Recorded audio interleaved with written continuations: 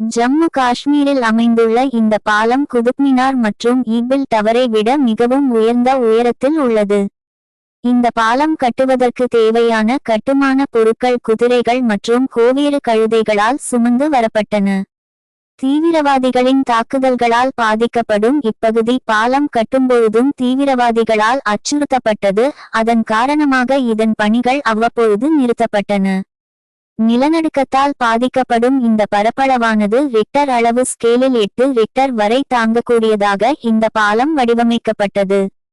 கட்டுமான பணிகள் 2017 இல் தொடங்கப்பட்டன, மேலும் அடிப்படை தளங்கள் நவம்பர் 2017 இல் நிறைவடைந்தன. ஏப்ரல் 2021 இக்குள் வளைவு கட்டப்பட்டது.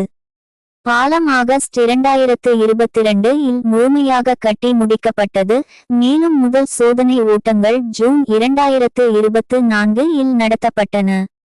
இந்த பாலம் ஜூன் 6, 2025 அன்று பிரதமர் நரேந்திர மோடியால் ரயில் போக்குவரத்திற்காக திறக்கப்பட்டது.